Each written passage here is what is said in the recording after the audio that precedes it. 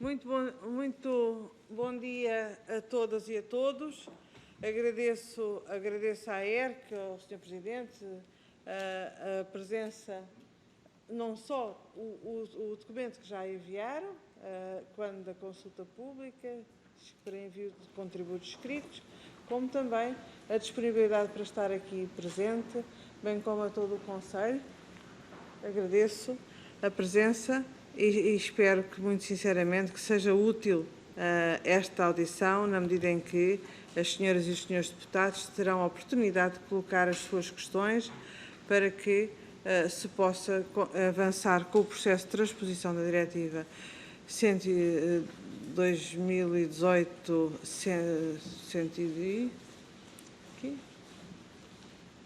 1808 e que se possa fazê-lo de uma forma o melhor possível. E, sem mais atrasos, passo então a palavra ao Sr. Presidente da ERC.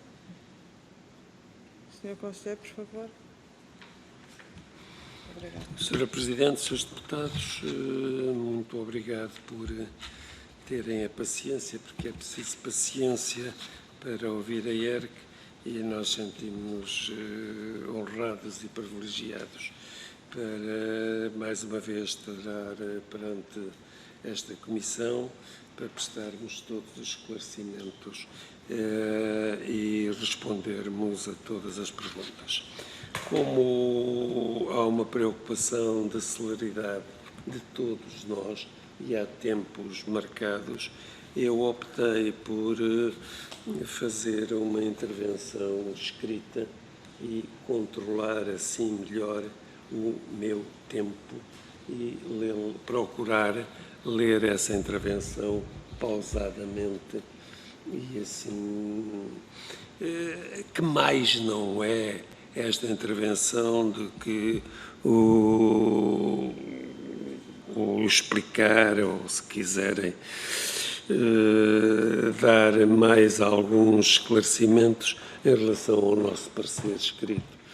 Devo agradecer também publicamente ao Dr. Miguel Ferreira Silva, que está aqui presente, e ao Dr. João Pedro Figueiredo, que foram os autores materiais do nosso parecer e que depois veio a ser aprovada pelo Conselho da ERC.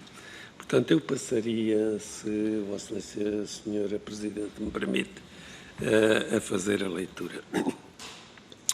A Diretiva SCSA vem sendo, desde a sua aprovação em 1989, era então a Diretiva Televisão Sem Fronteiras, também designada como Diretiva TSF, e as sucessivas revisões em 1997, 2007 e 2018, a pedra angular da política audiovisual da União Europeia. Em 2010, a mesma foi codificada e passou a ter a sua designação atual. Visa assegurar a liberdade de circulação dos serviços de televisão no mercado interno, preservando simultaneamente determinados objetivos de interesse público, tais como a diversidade cultural, impondo cotas de produção e difusão de obras europeias e independentes, o direito de resposta à defesa dos consumidores, regras sobre a publicidade e outras comunicações comerciais e a proteção dos menores.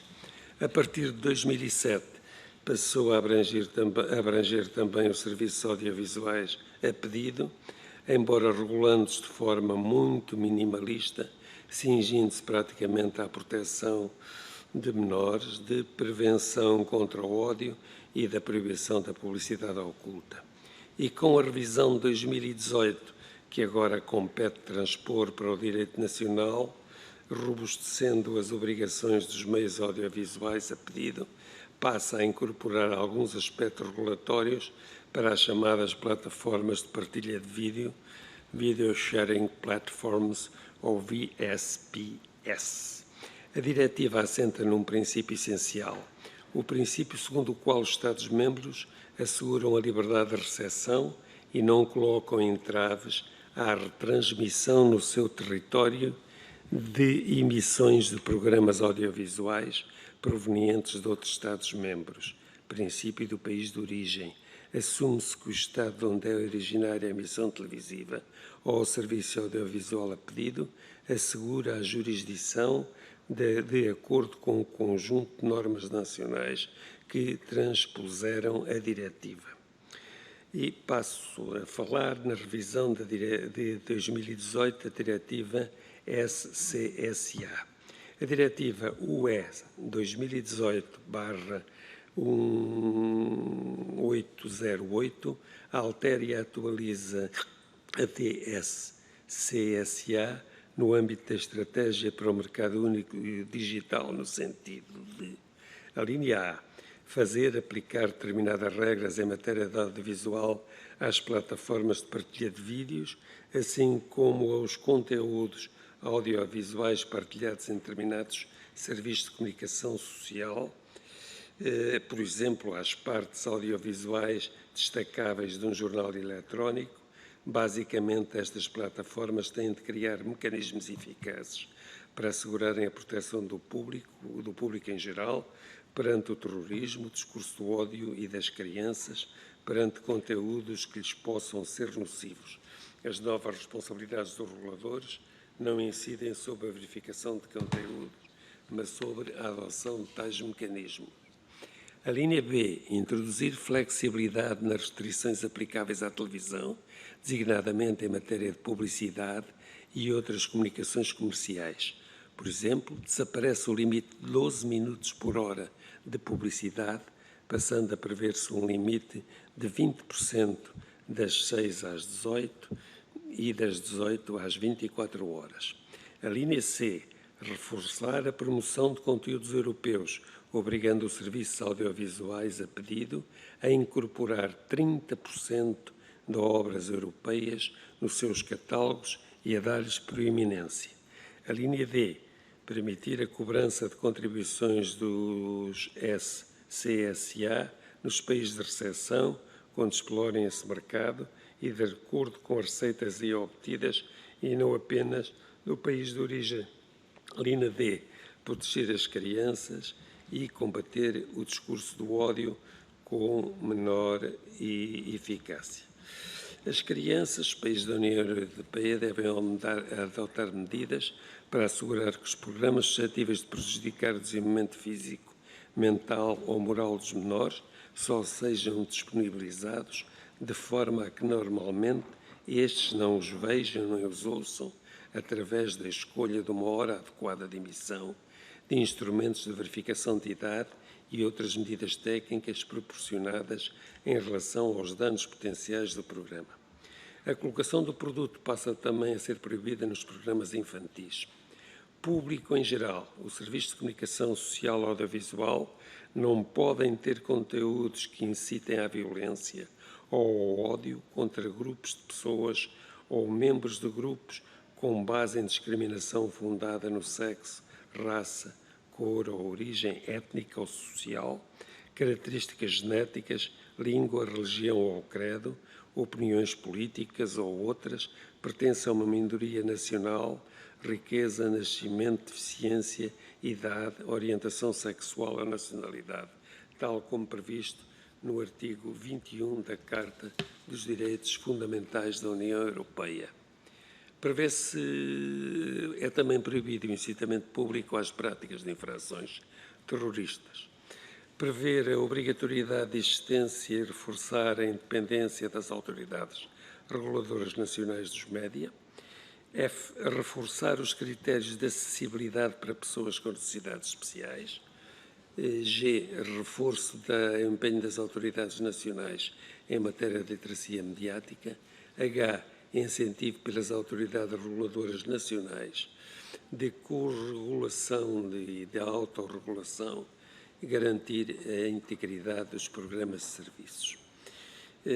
Falo agora, e este é um ponto importante e fulcral, através da proposta de lei número 44/14/1, o Governo apresentou à Assembleia da República o diploma que se propõe transspor a Diretiva 2018/1808 para o Ordenamento Jurídico Nacional, aprovado na generalidade nesta Câmara no dia 10 de julho de 2020 e em apreciação pública entre o dia 11 de julho de 2020 e 31 de julho de 2020. A proposta do Governo importa a alteração de 2 atos legislativos: a Lei da Televisão e dos Serviços Audiovisuais a pedido e respectivas alterações e a chamada Lei do Cinema Audiovisual, respectivamente as leis 27 de 2007 e 55 de 2012, na sua atual redação.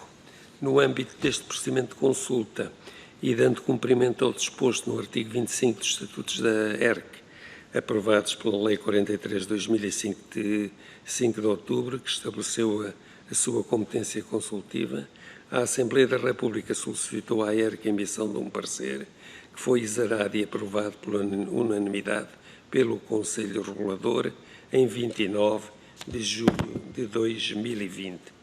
Atendendo ao pouco tempo disponível, o parecer incidiu especialmente sobre as alterações à Lei da Televisão e dos Serviços Audiovisuais a pedido, campo preferencial da nossa intervenção regulatória, e não sobre as propostas de alteração à Lei do Cinema e do Audiovisual, que, no entanto, não nos levantam objeções de princípio e parecem genericamente ir ao encontro de forma razoável, das necessidades de apoio ao setor audiovisual nacional.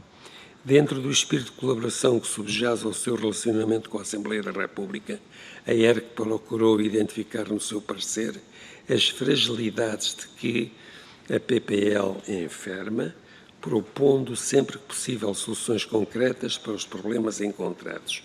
A ERC não se limitou no seu parecer a abordar a matéria da transposição da diretiva. Tendo em conta a sua longa experiência, procurou sensibilizar e envolver a AR na solução de problemas regulatórios mais prementes que nos surgem com a aplicação da Lei de Televisão.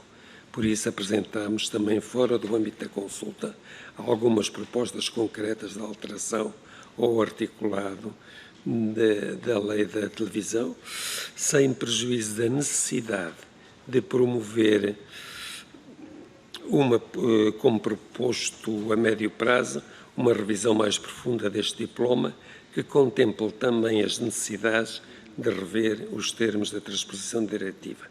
Não obstante, o parecer da ERC cumpre enunciar, supomos que com clareza, as referidas propostas e salientar que esta transposição terá um impacto não despiciando nas atividades e na organização da ERC. Na verdade, estão previstas muitas novas competências para a ERC, tal como se detalha no quadro 4º anexo ao nosso parecer.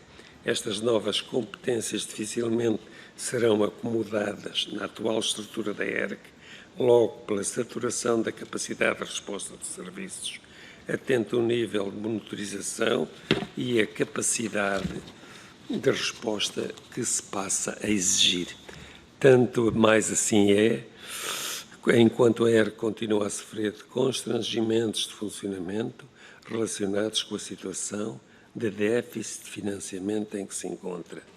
Incluir as questões relativas ao que têm sido recorrentes aqui, chamada a atenção aos 3 milhões em dívida resultantes da canalização da verba da ANACOM, as dificuldades operacionais que acarreta a vários níveis e também a necessidade de verbas para a organização de congressos, debates, estudos, promoção de publicações relevantes para o setor, representação internacional, numa altura em que é exigível o reforço da cooperação com os outros reguladores europeus, iniciativas pedagógicas relacionadas com a literacia mediática. Eu aqui termino, mas gostaria só de concluir com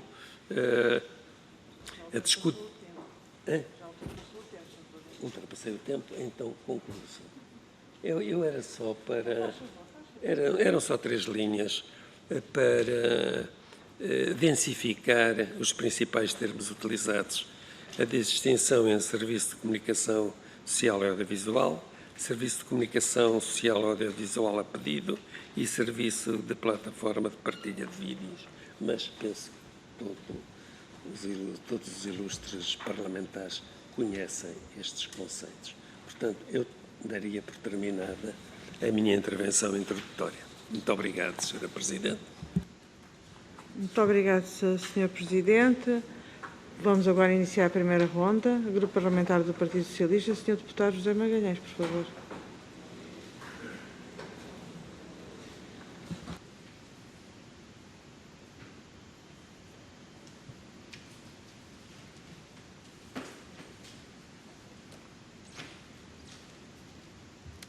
Sra. Presidente, senhores membros da ERC, senhoras e senhores deputados, gostaria de agradecer a vossa contribuição ao escrito que agora foi prestado oralmente e dizer que o processo de consultas que a Comissão desencadeou, para surpresa talvez de alguns, trouxe um conjunto de contribuições muito preciso, muito diversificado e muito interessante para estarmos em condições de tomar decisões na hora que vai chegar daqui a uns dias e a vossa contribuição, ela também fundamentada e até tem, caso a caso, sugestões de redação, sugestões alternativas de redação.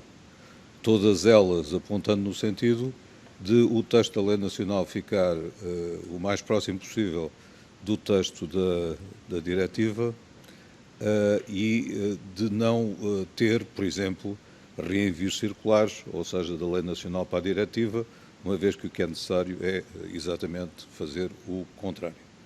Também temos, por coincidência de calendários, à nossa disposição a comunicação da Comissão que aponta para a densificação e para a quantificação do que são conceitos relativamente indeterminados, como a baixa audiência ou os proveitos, etc. E, portanto, estamos em condições de ter uma visão que o Governo, ao aprovar a proposta de lei, não podia ter, por definição, porque a Comissão não tinha feito ainda a sua comunicação. Coisa diferente depois é saber se a lei deve, ela própria, fixar montantes e, portanto, levar a densificação ao máximo, ou se deve remeter para um instrumento governamental, que nos termos da Constituição só pode ser um decreto-lei, uma vez que é essa a regra que se aplica à transposição de diretivas, ou lei ou decreto-lei. O PS está a ponderar que iniciativa apresentar sobre essa matéria, ou no caminho da maior flexibilidade, ou no caminho da densificação, que depois exige uma alteração quando a questão se colocar, daqui a uns bons meses, julgamos nós. Mas, portanto, estamos em condições de decidir, era o que eu queria sublinhar. Os pontos que o Sr. Presidente focou em último lugar são, digamos, conexos com este debate, mas estão nele legitimamente e adequadamente.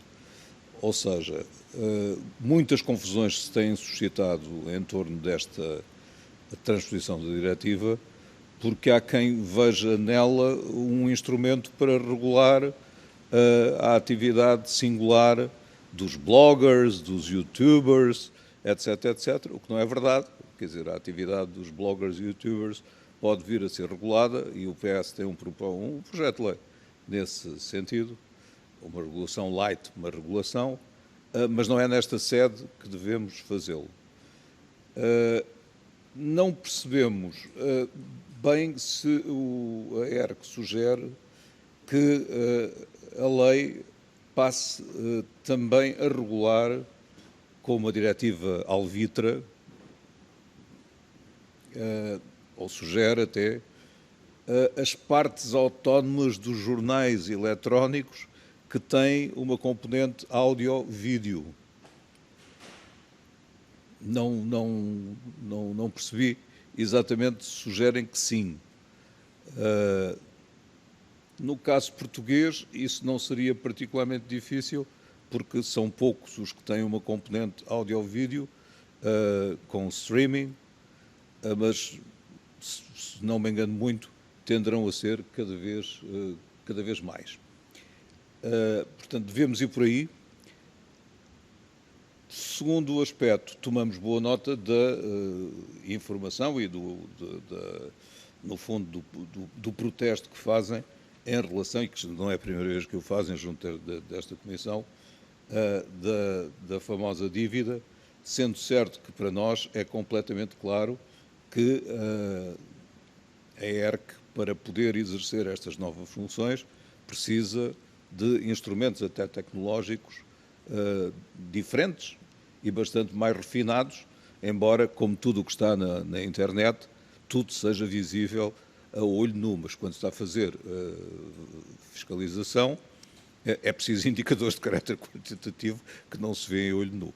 Portanto, é necessário uma mudança de método, é necessário um outro tipo de instrumentos para depois haver outputs que possam ser instrumentos regulatórios divulgados periodicamente, quiçá até através do próprio portal da ERC, para não estarmos com grandes notificações para cima e para baixo. E, portanto, desse ponto de vista, gostávamos de saber, em concreto, o que é que ponderam que tecnologicamente é necessário para estas funções não passarem de funções do papel e passarem a ser uma realidade e até diria uma rotina. A nossa disponibilidade para verter propostas em conformidade com as vossas sugestões é bastante grande, devemos dizer, e na próxima semana verão que é assim mesmo. Muito obrigado, Sr. Presidente. Muito obrigada, Sr. Deputado. Sr. Presidente, pode ser o senhor ou outra qualquer pessoa. Muito bem. Passo então a palavra ao Sr. Dr. João Pedro Figueiredo, por favor.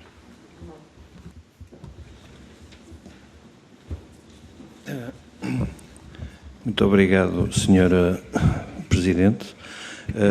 Antes de mais, gostaria de cumprimentar todos os presentes e passar então a responder às questões lançadas pelo Sr. Deputado José Magalhães. Eu fico, enfim, satisfeito por ouvir que existe, de facto, disponibilidade da Assembleia da República para incorporar algumas das propostas que a ERC fez, que se afiguram absolutamente cruciais para que possamos ter, portanto, uma regulação de acordo com aquilo que se exige, porque esse aspecto é importante, não basta atribuir novas competências à ERC, é de facto necessário garantir os meios para que ela aconteça. Relativamente à questão concreta da regulação das partes autónomas que têm uma componente de vídeo, portanto, dos órgãos de comunicação social online que têm uma componente de vídeo, eu julgo que não, é uma questão que não traz grandes dificuldades, acho eu, pelas razões que o Sr. Deputado precisamente invocou.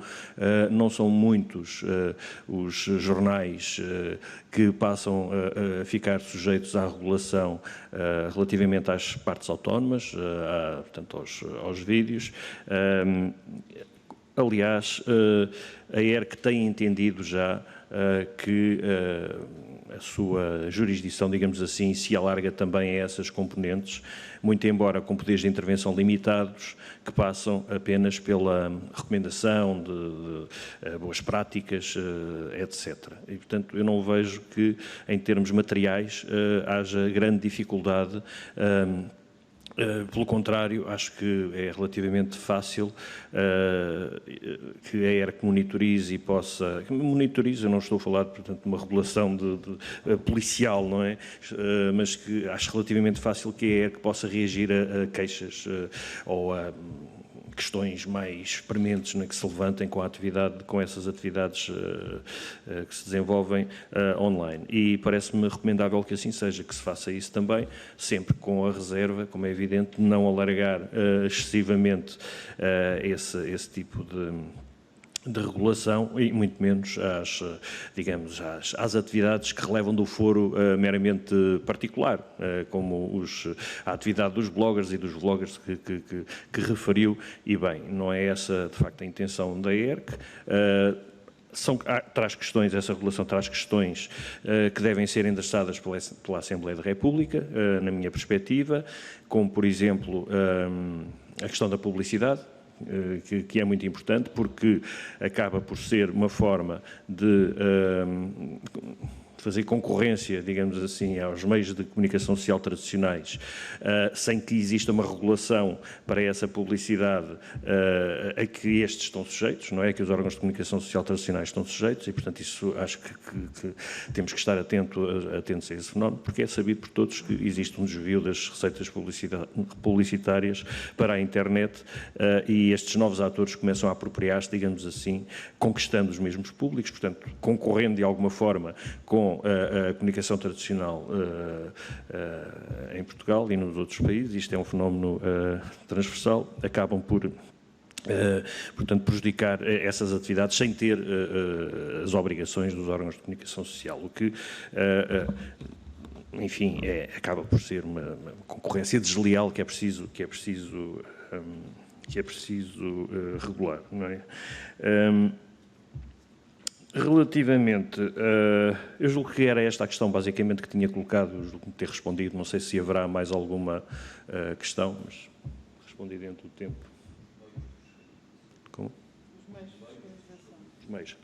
Relativamente aos meios, não tanto para a questão da monitorização, que não será necessário fazer uma monitorização ativa e policial, digamos assim, das atividades, como aliás a ERC não faz habitualmente, em relação aos órgãos de comunicação social em geral, não tanto em relação a esse fenómeno, mas sobretudo no que diz, eu acho que a questão dos meios se coloca sobretudo relativamente às dúvidas que possam surgir na cooperação internacional, a que a ERC passa a estar obrigada, porque para além de se adquirir alguma competência relativamente às plataformas de partilha de vídeos, nós com certeza que iremos ser solicitados a dar informação sobre as atividades das plataformas de partilha de vídeo e dos mecanismos que essas plataformas adotam, não é? Estando estabelecidas noutro país, com certeza que seremos instados, digamos assim, a esclarecer, a fazer esclarecimentos ao país da jurisdição para que eles possam resolver as questões que se levantem por utilizadores nacionais, por utilizadores portugueses. Isso sim é que é uma incógnita, porque não sabemos até que ponto é que se vai abrir aqui, portanto, a caixa de Pandora, não é? Porque é mesmo, de facto, portanto, não conseguimos imaginar se... Sabemos que já começamos nesta fase a receber algumas perguntas e alguns esclarecimentos de modo próprio por parte de reguladores europeus relativamente a esta matéria, que começam, digamos, a deixar-nos numa situação em que pretendemos pensar na afetação de estruturas internas especificamente para estas questões. E, portanto, nestas matérias, pelo menos, ou seja, no que toca à necessidade de responder em termos de cooperação de uma forma eficaz, a ERC vai ter que afetar novos meios. Relativamente às ferramentas tecnológicas, eu não estou em condições para responder porque se trata de uma questão que tem a ver com a análise digamos, com o Departamento de Análise de Mídia, e essas necessidades ainda não estão, digamos, devidamente esclarecidas, mas, à partida, julgo que não é por aí que haverá pressão, digamos assim, sobre os serviços da ERC. Eu diria que essa pressão surge, de facto, ao nível da cooperação internacional, por um lado, e, por outro, de uma intenção que a diretiva faz, portanto, enfim, faz menção de salientar, que é a de os reguladores nacionais favorecerem de uma forma mais eficaz a autorregulação e promoverem mecanismos de corregulação. Isso sim é uma parte que vai também exigir um esforço adicional da ERC, para podermos estar mais próximos dos regulados e permitir que a regulação se faça também com a sua contribuição, que é um aspecto que tem sido, de alguma forma, enfim, não digo negligenciado, porque o contexto legal também não, enfim, não era muito incisivo nessa matéria, mas que agora compete, para que agora compete olhar com outros olhos. Portanto, maior exigência e maior afetação de recursos também. Obrigado.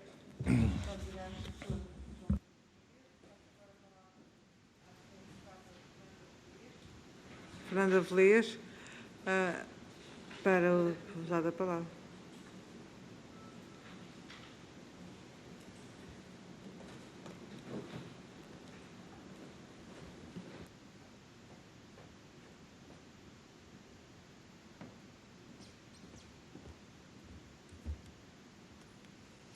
Obrigada, Sra. Presidente. Cumprimento a si, às senhoras e aos senhores deputados e cumprimento também os representantes da ERC.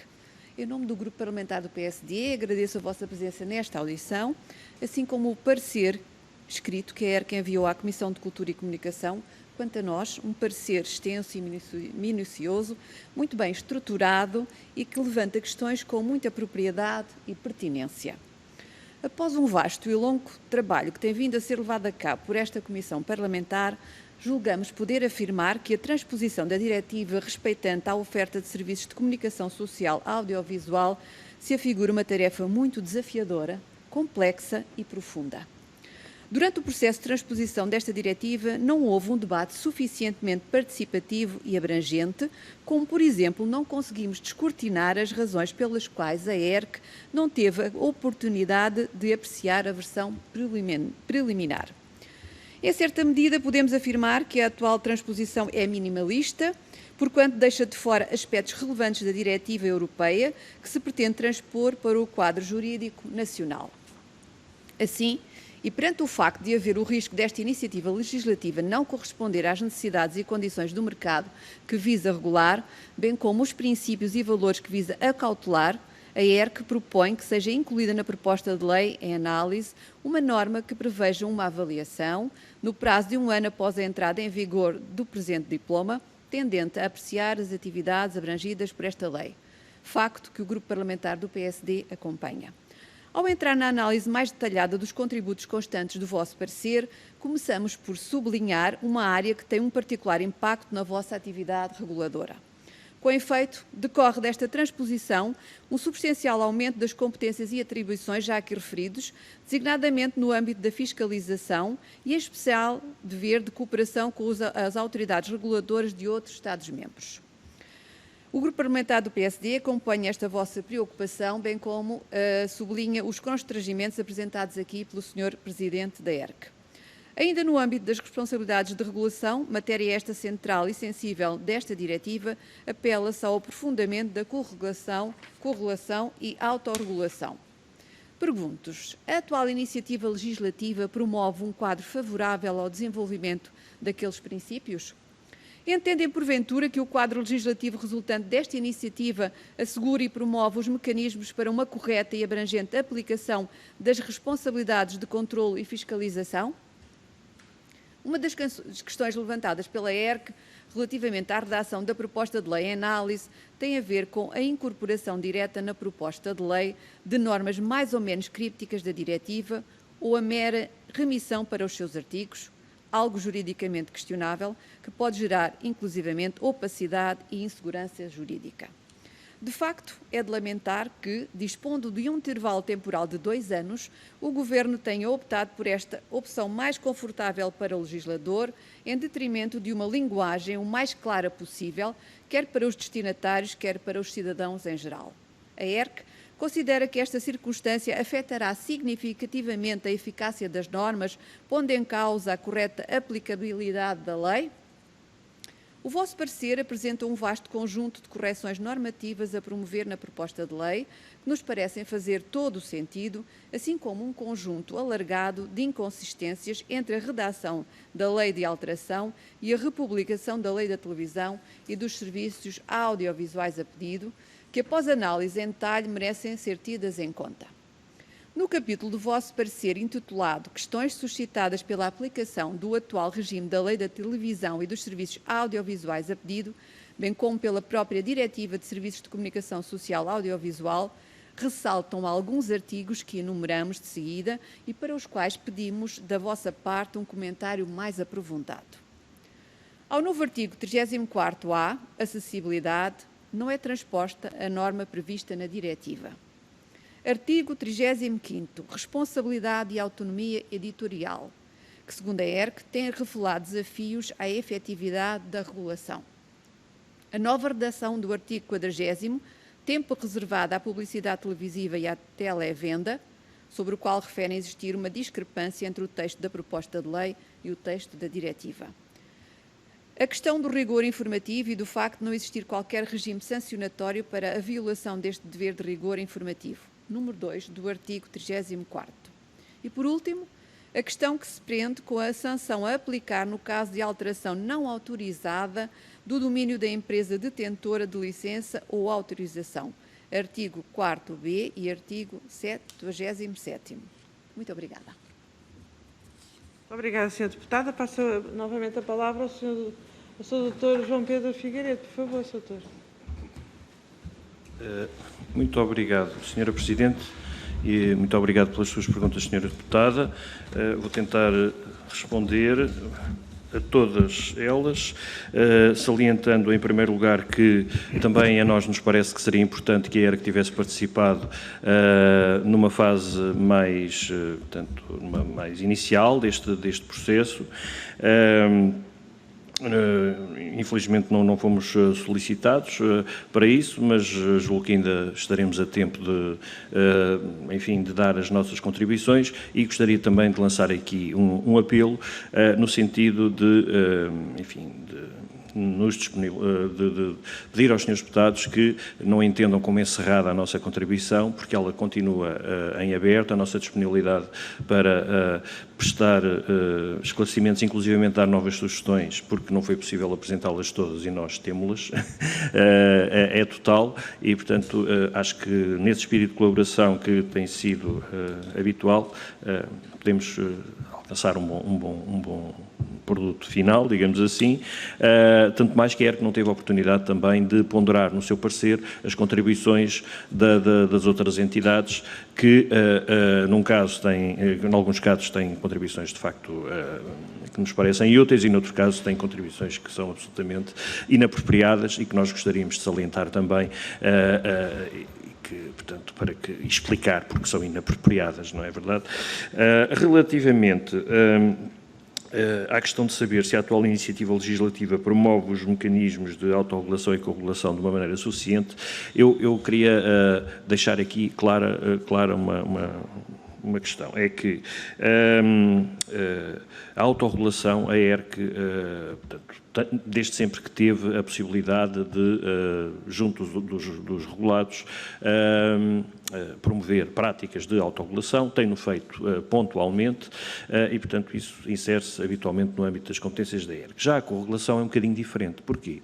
Porque a corregulação supõe a determinação de objetivos de regulação por parte do regulador e, digamos, que a entrega com a anuência dos regulados, dessas competências aos regulados para conseguirem atingir os fins que o regulador entende necessários. Isto supõe uma devolução, digamos assim, de competências que não pode ser feita nem de ânimo leve, nem se a lei não nos der um mandato específico para isso. Ou seja, há determinadas áreas que, na minha perspectiva, não basta dizer, como a diretiva diz num dos artigos, que todas as áreas da diretiva podem ser, digamos, sujeitas à corregulação por parte dos e à promoção da autorregulação por parte das entidades, enfim, das autoridades nacionais. Eu acho que é necessário que as autoridades nacionais, neste caso a própria Assembleia da República, especifique as matérias que a ERC deve desenvolver ao nível da corregulação. Porque, na verdade, a corregulação envolve, de alguma forma, uma partilha, pelo menos, de competências com os regulados, que a ERC só pode fazer se tiver um mandato legal para isso. Não faz sentido, por exemplo, em matéria de combate ao discurso do ódio, não é? A ERC, pura e simplesmente, se demita das suas competências legais e diga, olha, isto agora passa a ser feito por vós, estabeleçam lá um sistema que vos permita tratar desta matéria, analisar e fiscalizar, digamos assim, internamente as vossas práticas, não é? E depois apresentem-nos um relatório daqui a 1 ano ou 2. Isto não é possível fazer, porque é necessário que a lei indique especificamente que estas áreas podem ser objeto de corregulação. Por uma questão de certeza jurídica, seria digamos, importante que isso acontecesse. Relativamente às questões relacionadas com as críticas que são levantadas no parecer da ERC, quanto à questão das acessibilidades, eu não tenho a certeza de ter percebido. Eu acho que, relativamente às acessibilidades, há uma crítica que tem apenas a ver com uma duplicação no texto da republicação de um artigo que já existia, não é? E que, portanto, isso é, de facto, para eliminar, isso foi um lapso evidente. Relativamente às questões do artigo 35, a responsabilidade e a autonomia editorial, trata-se apenas de tentar aperfeiçoar na lei os mecanismos que permitam à entidade reguladora para a comunicação social identificar quem são os agentes que devem responder perante a lei, se a empresa de mídia, se digamos, os responsáveis pelos conteúdos, não é? Que nos termos da lei devem atuar com autonomia editorial e, portanto, não pode vir digamos, o empresário, o dono da empresa, responder por questões editoriais quando ele não tem a responsabilidade para o efeito. E, nesse sentido, fizemos uma proposta que me parece assegurar essa necessidade. Relativamente à questão do rigor informativo, fizemos também uma proposta que me parece equilibrada, na medida em que prevê apenas uma possibilidade de sanção naqueles casos mais gritantes de falta de rigor informativo e, desta forma, por via lateral, se combaterá também a desinformação através dos meios audiovisuais, não é? Ficando depois por regular a desinformação nos outros meios, que é importante assegurar e que isso também competiria à Assembleia da República, através de uma iniciativa legislativa própria, endereçar esta questão da forma que depois, enfim, entendesse mais conveniente. Relativamente ao exercício não autorizado da atividade, das atividades de televisão, com a profusão de novos meios, era necessário assegurar que, para atividades que têm um impacto social muito evidente, enfim, não existam órgãos de comunicação social que não estão sujeitos, digamos, a um escrutínio por parte da ERC e, portanto, isso envolveria a necessidade de um registro prévio e a avaliação de quem, de facto, está, digamos, ao comando, não é, das operações, para que possamos escrutinar os conteúdos que estão a ser veiculados. Isto é uma questão de transparência, desde logo, por um lado, e é uma questão de garantia de que os projetos que foram aprovados pela ERC, não é, não são alterados sem que a ERC possa avaliar os interesses do público, se os interesses do público continuam a ser protegidos ou não com essa alteração. Portanto, eu julgo ter esclarecido qualquer coisa que seja necessário. Obrigado. Obrigada, Sr. Doutor. Vamos agora para o Grupo Parlamentar do Bloco de Esquerda. A Sra. Deputada Beatriz Gomes Dias, por favor.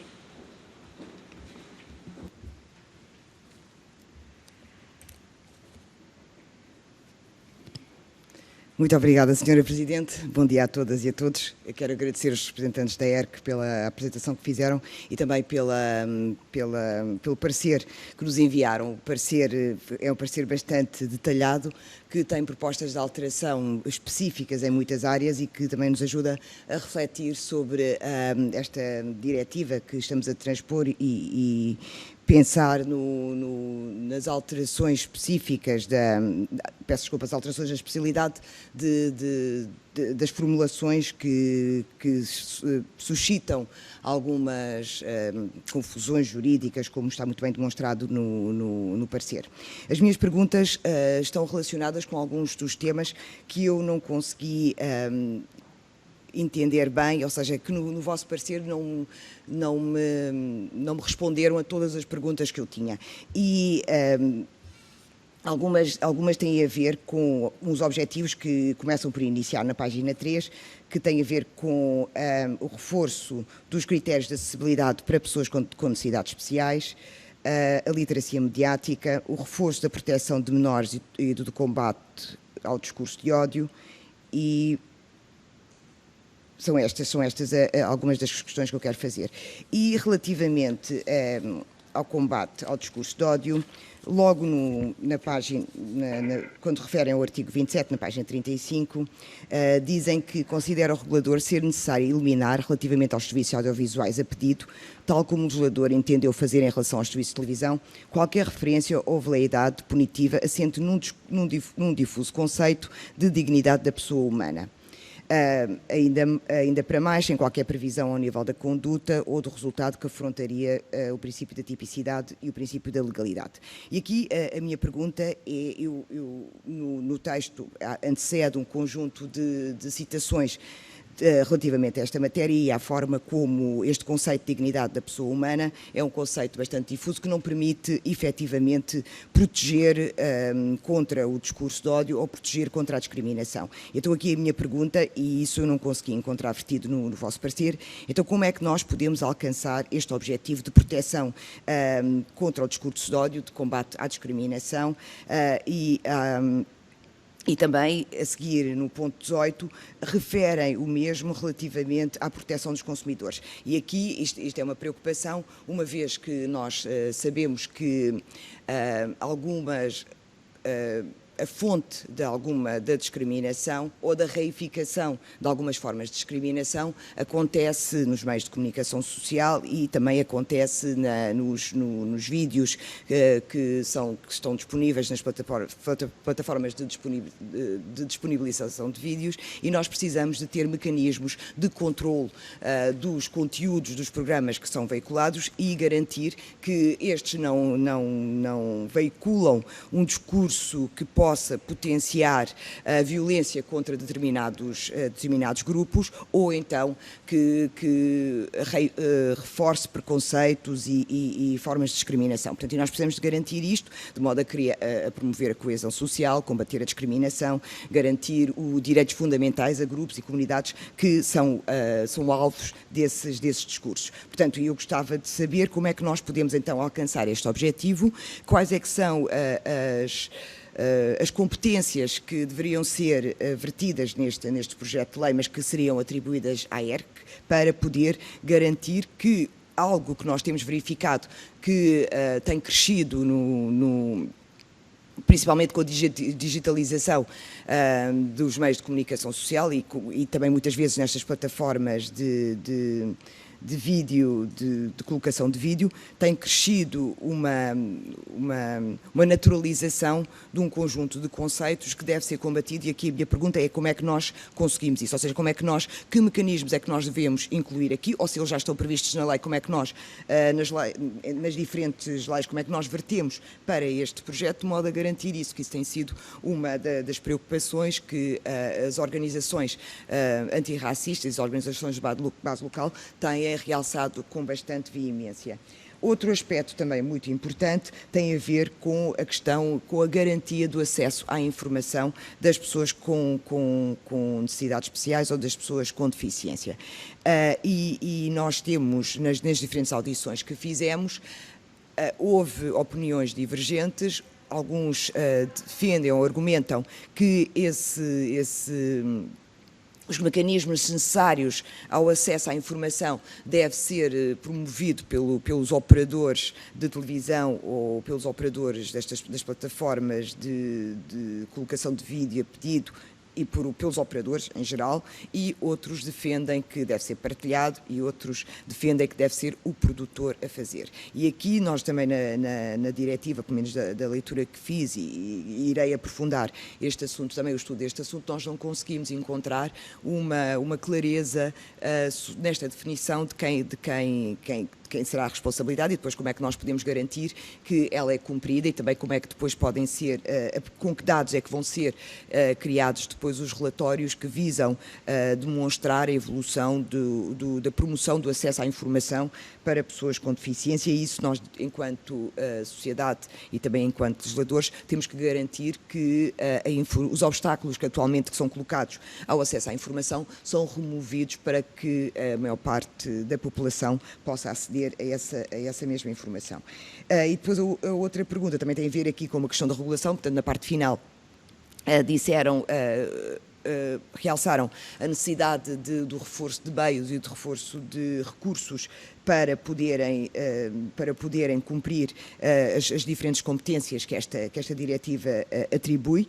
No entanto, também gostava de pedir quais é que têm sido as vossas reflexões sobre como é que nós podemos garantir a defesa dos consumidores. Portanto, no vosso parecer, referem alterações específicas sobre os tempos, ou seja, uma nova formulação que eu não consegui compreender muito bem, e por isso é que eu gostava que se nos pudessem explicar melhor, porque tem a ver com a diferença entre acho que era de manhã até às 18 e depois a partir das 20 até às 24. Portanto, eu esta parte fiquei um bocado confusa e já me estou a alongar e gostava então que me respondesse estas perguntas. Muito obrigada.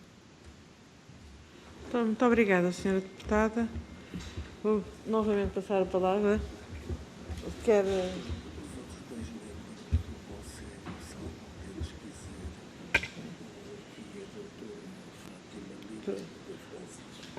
Pergunto ao Sr. Presidente se algum dos outros membros do Conselho quer usar da palavra. Sr. Presidente, não se importa, eu pedia só relativamente à questão... Então tenho que ir ali, faz favor. Obrigada. Afinal não é assim. Sra. Doutora Maria de Fátima Lima. Só muito rapidamente.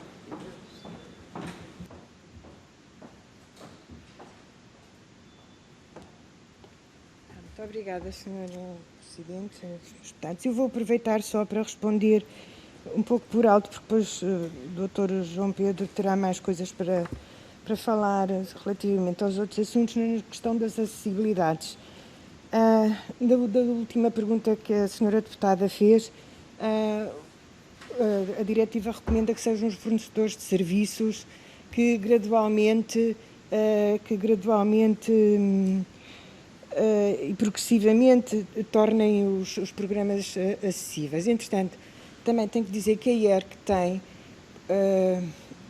de vez em quando, tem feito reuniões com os operadores no sentido de todos harmonizarem a forma como as acessibilidades são presentes e portanto, isto tem sido uma das preocupações da IERC.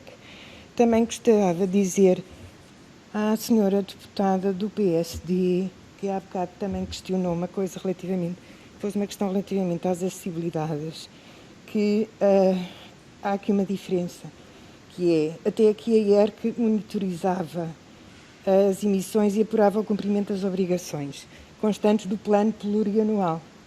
Com a transposição da diretiva, agora são os operadores da televisão e dos serviços que prestam essa informação à IERC e depois esta avalia o cumprimento do acordo com as obrigações definidas do plano.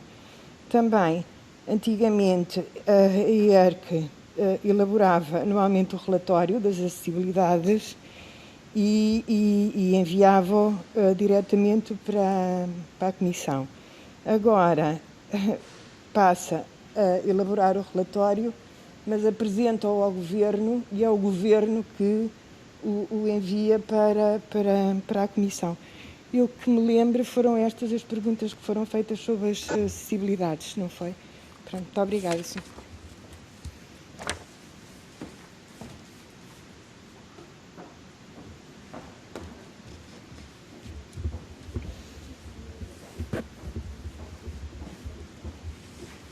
Faz favor, Sr. Dr. João Pedro Figueiredo. Muito obrigado, mais uma vez. Bom, é assim, a senhora deputada colocou aqui, para além da questão das acessibilidades, duas outras questões, uma que tem a ver com a defesa dos consumidores. Eu começaria por essa, porque é mais simples de responder.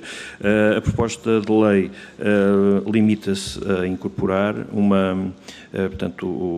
a possibilidade aberta pela diretiva de eliminar o limite máximo de publicidade por hora, que neste momento se cifra em 12 minutos, para fazer com que esse limite se passe a referir não a uma unidade de hora, mas a um período que vai das 6 da tarde até à meia-noite, se não estou em erro, e depois no outro período, ou seja, durante esse período alargado, os operadores farão a gestão dos 20% de publicidade que poderão incluir nos intervalos, o que significa que poderá haver intervalos com mais publicidade do que aquela que se vê hoje, mas depois também terá forçosamente que haver outros com menos publicidade para que se cumpram os 20% totais. Relativamente à questão do discurso do ódio, e à questão da dignidade da pessoa humana. É uma questão muito importante e que não se esgota, a resposta não se pode esgotar nas palavras que eu lhe vou referir. Eu devo apenas dizer que a doutrina constitucional é avessa, digamos assim, é que se invoque o conceito genérico de dignidade da pessoa humana para punir, digamos, condutas ao nível da liberdade de expressão. Porquê? Precisamente porque esse conceito é um conceito aberto e indeterminado que muito dificilmente pode, enfim, funcionar como restritivo de direitos, liberdades e garantias fundamentais, mas todos os direitos, liberdades e garantias fundamentais têm como referência a dignidade da pessoa humana.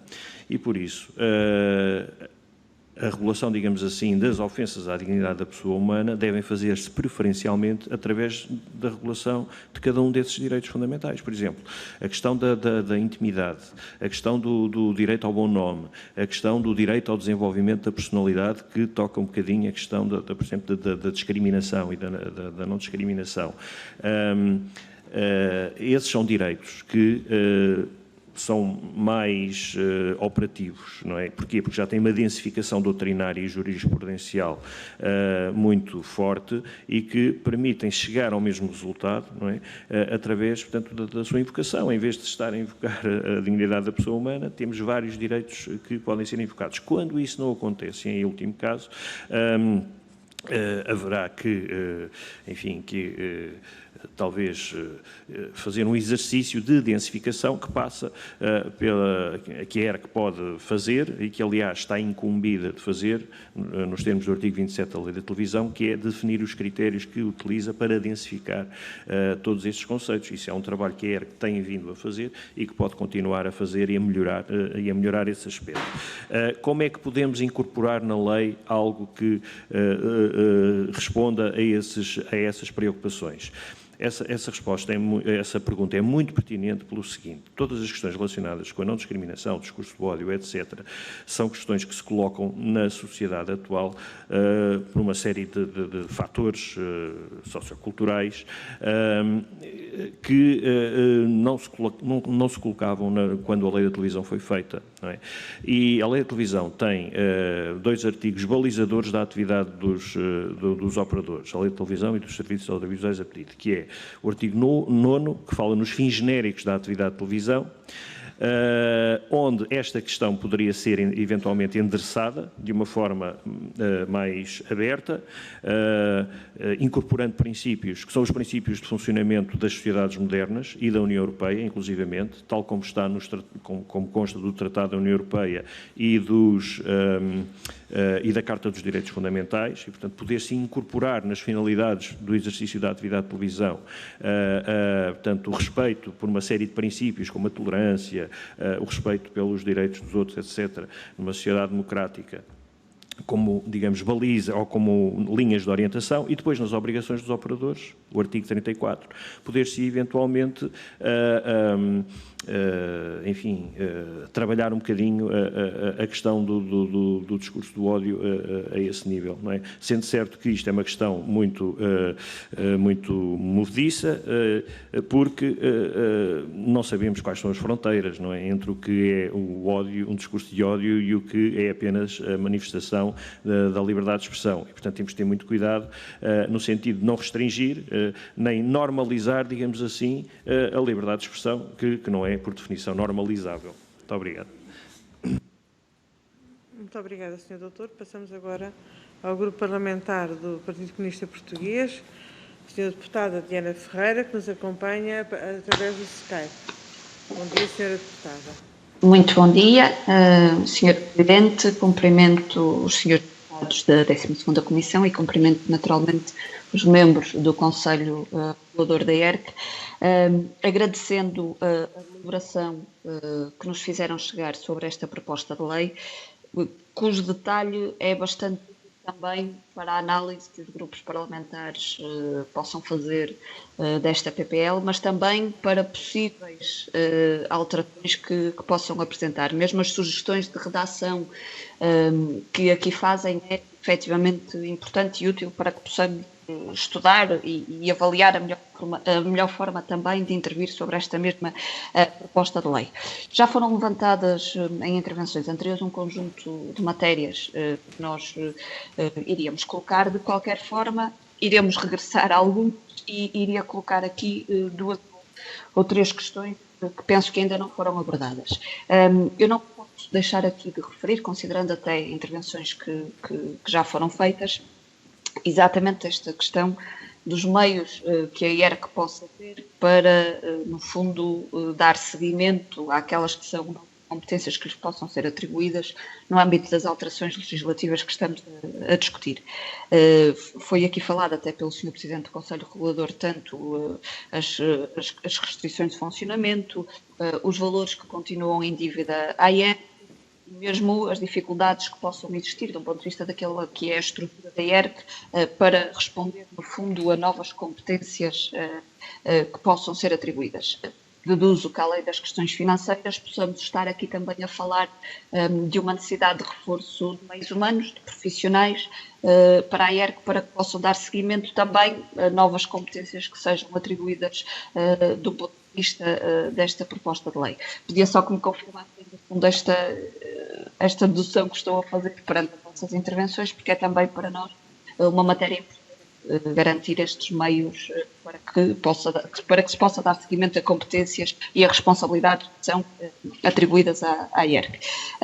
Eu queria também ainda referir, registando desde já a resposta dada relativamente às questões do discurso de ódio, e nomeadamente esta sugestão, no fundo, de alterações na lei da televisão e dos serviços audiovisual no que se refere às matérias também das obrigações dos operadores e também da introdução de um conjunto de princípios e de valores nesta mesma lei, mas colocava aqui também uma outra questão que se prende com responsabilidades de outros, além dos próprios, ou seja, responsabilidades partilhadas, se é que poderia colocar isto assim, e queria também uma vossa opinião, seja daqueles que produzem os conteúdos, seja também daqueles que os difundem, de alguma forma, ou daqueles que os distribuem.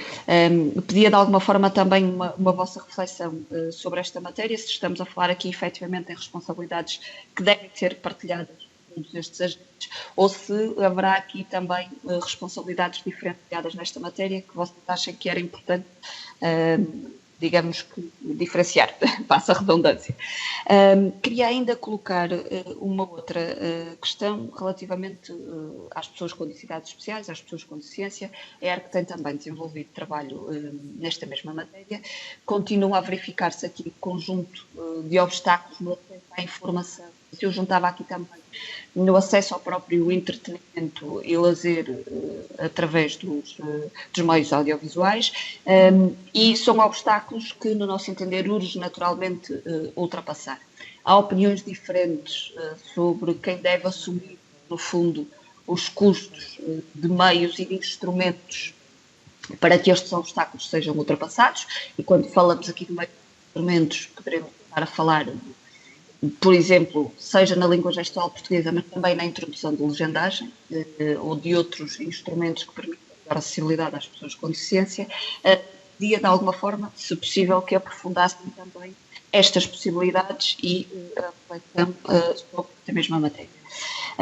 Ainda duas outras questões que gostaria de colocar. A API e a AIC, no parecer que nos enviaram, colocam uma coisa, e passo a citar: o crescimento exponencial de peças de vídeo, jornalísticas e informativas permite-nos também estimar que se criarão ou desenvolverão plataformas de partilha de vídeos produzidos por editores de jornais e revistas, e que por esta razão o enquadramento e regulação agora previstas para estas situações na Lei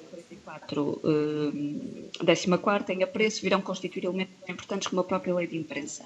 A questão que nós colocamos é, efetivamente, se acham que nesta proposta de lei, de um ponto de vista também daquelas que são as responsabilidades e as competências da ERC, e nomeadamente no âmbito da regulação, se está salvaguardada, no fundo, esta mesma regulação, considerando o que nos é aqui colocado também pela API e pela AIT. Eu queria também levantar uma questão de opiniões que chegaram relativamente ao artigo 69 desta mesma proposta de lei, que tem a ver, no fundo, com a responsabilidade que é atribuída à IERC na questão da resolução de litígios, e passo a ler o número 2, que é os regulamentos dos tribunais arbitrais e a nomeação dos árbitros estão sujeitos à aprovação da IERC, em que há várias dúvidas e reservas levantadas em pareceres também que nos chegaram.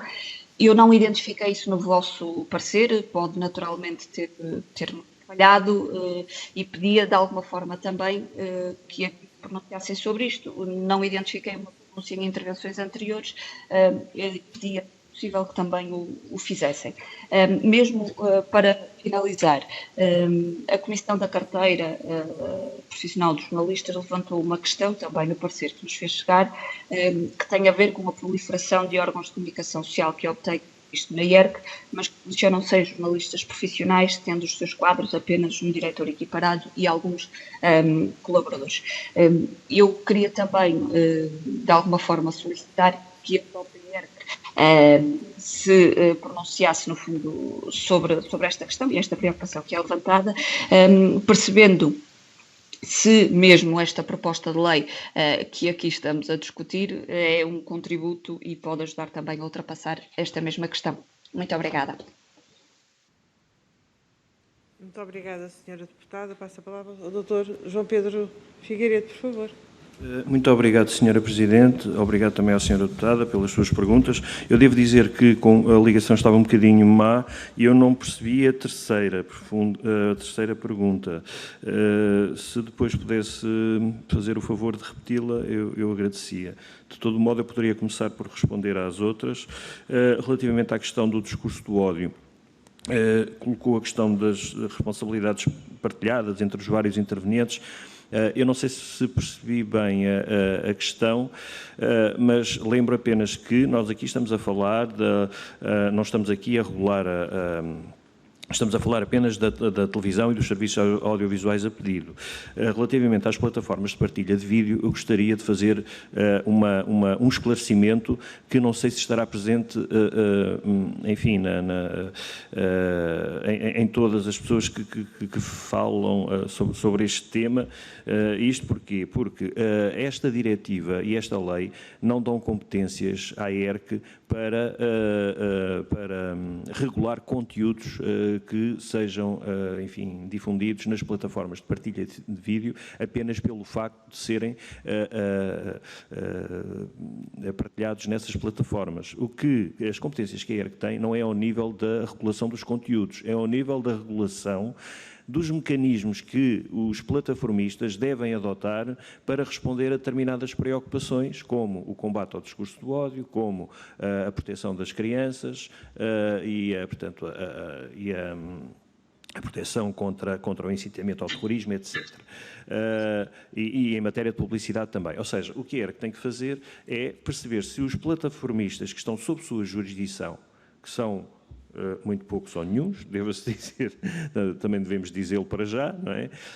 Se adotam mecanismos necessários e suficientes para responder, primeiro, para dar aos utilizadores a possibilidade de se queixarem de comportamentos enfim, com os quais se sentem beliscados, digamos assim, online, e, por outro lado, para proteger os variados públicos relativamente a determinados conteúdos que não devem ser veiculados. Portanto, ou seja, o que a ERC pode fazer é isto. E não, portanto, regular propriamente o discurso do ódio nas plataformas de partilha de vídeo. O que pode acontecer é a ERC pode dar um contributo, como estamos a falar da revisão da Lei da Televisão e dos Serviços Audiovisuais a Pedido, é nesta sede, televisão e serviços audiovisuais a pedido, fazer algo mais para, digamos, regular o discurso do ódio, que pode ser feito através de uma partilha de responsabilidades, sim, como eu já referi há pouco, por exemplo, prevendo mecanismos de corregulação que envolvam os operadores na forma de lidar com esta questão. Que tipo de critérios é que eles utilizam ou que devem utilizar para impedir que o discurso do ódio seja veiculado através das suas emissões, por exemplo. E depois, enfim, avaliar, no final, se esses mecanismos são suficientes e se essa regulação está a resultar ou não. Porque, na verdade, os responsáveis finais são sempre os operadores de televisão, não é? Porque tudo aquilo que vai para o ar, salvo nos casos em que estamos perante situações inopinadas, diretos, em que o operador não tem um controle suficiente sobre aquilo que está a ser dito, não é? Embora deva precaver-se contra essa situação, o que estamos a falar muitas vezes são conteúdos que estão sob, digamos, a alçada editorial do órgão de comunicação social e, portanto, é o órgão de comunicação social que tem que saber o que é que está a ser tratado. Relativamente à questão das acessibilidades, que a minha colega Fátima Rezende já referiu, eu deixava só aqui um ponto que me parece importantíssimo e que já foi, aliás, salientado em audições anteriores, designadamente da Confederação de Meios para a Comunicação Social, que é a seguinte. A questão das acessibilidades tem uma fragilidade imensa, tremenda, que é a seguinte. Está-se a exigir um esforço aos operadores de televisão para melhorarem, portanto, as técnicas de acessibilidades e para fazerem investimentos nessa matéria, mas, ao mesmo tempo, o grosso das emissões de televisão, que chega às pessoas, cerca de 89% das pessoas veem televisão através do cabo, não é? Os distribuidores de cabo não têm obrigações ao nível de garantir que as pessoas, portanto, essas acessibilidades às pessoas, ou têm de uma forma muito, muito limitada. Eu julgo que esta seria uma boa oportunidade, e nós não identificamos isso no nosso parecer, mas eu deixaria isso à consideração dos senhores deputados, seria uma boa oportunidade para incorporar no artigo 25 da Lei da Televisão, que diz respeito aos operadores de distribuição, uma obrigação de garantia de acesso às funcionalidades relativas às acessibilidades por parte destes operadores de distribuição. Não faz sentido nenhum que os operadores de televisão estejam a investir muito nesta matéria se depois os operadores de distribuição não permitem que as pessoas acedam, por exemplo, à legendagem através do teletexto. Não é? Não faz sentido. E isto é uma coisa tão parece, é a luta das acessibilidades, é uma luta tão, enfim, tão importante, não é? E com esforços tão avultados exigem esforços tão avultados por parte dos operadores e depois não há, a nível da distribuição, algo que a garanta. E, portanto, era importante prever no artigo 25 essa questão. Depois, a pergunta número 3 eu, de facto, não respondi, eu já ultrapassei o tempo, já percebi. Só queria responder... Não há problema, já toda a gente ultrapassou. Bom, relativamente à questão da Comissão da Carteira Profissional dos Jornalistas, eu partilho daquilo que a Comissão da Carteira Profissional dos Jornalistas diz no seu parecer, a necessidade de garantir que os órgãos de comunicação social, digamos, se possam dividir entre órgãos de comunicação social correntes e órgãos de comunicação social de natureza informativa, e estes apenas serem considerados apenas os que têm jornalistas profissionais, não é? Eu não sei se a lei da televisão é o local próprio para tratar desta questão, porque eu julgo que isto talvez pudesse ser tratado com mais eficácia, quer ao nível das classificações exigíveis para os determinados órgãos de comunicação social, de uma forma transversal, que abrangesse também a rádio e a imprensa. Quanto à questão dos árbitros, é de facto a senhora deputada refere que o artigo 69 incumbe a ERC de designar, enfim, de promover um sistema de arbitragem relacionado com conflitos emergentes entre utilizadores e plataformas de partilha de vídeo, e que a ERC incumbiria a designação desses árbitros. Parece-me, digamos, um envolvimento sui generis, existe aqui um envolvimento sui generis da ERC, para a qual, eventualmente, a ERC não estaria vocacionada à partida, muito embora, enfim, a matéria não seja também daquelas que nos permita dizer enfim, que é completamente desadequada, e, portanto, se o legislador entende que a ERC deve participar aqui, muito embora eu à partida tenha alguma dificuldade em perceber o papel da ERC como, enfim, promotora de regulamentos e de arbitragem para a resolução de conflitos com os plataformistas. Com a reserva de não ter respondido à pergunta 3, que não percebi, por concluída. Eu vou solicitar à senhora deputada Diana Ferreira para, querendo, tornar a colocar a pergunta que o Sr. João Pedro Figueiredo não percebeu. Primeiro agradecer naturalmente as respostas que Não, foram dadas. é só para repetir a pergunta. Sim, senhora eu deputada. estava aqui a tentar perceber, ora bem, respondeu uma questão que eu coloquei sobre a API, sobre a comissão da carteira, sobre a questão dos tribunais arbitrais, sobre as matérias. Eu estou com dificuldades de perceber qual foi a pergunta que o Então, Dr. João talvez na segunda ronda possa a senhora deputada. Está bem. Muito Voltamos bem. a falar. Obrigada. E agora, também via Skype, passo a palavra à senhora deputada Ana Rita Bessa, do Grupo Parlamentar do CDS-PP, por favor. Muito obrigada, senhora Presidente. Cumprimento a ERC e agradeço os contributos, entretanto, já enviados.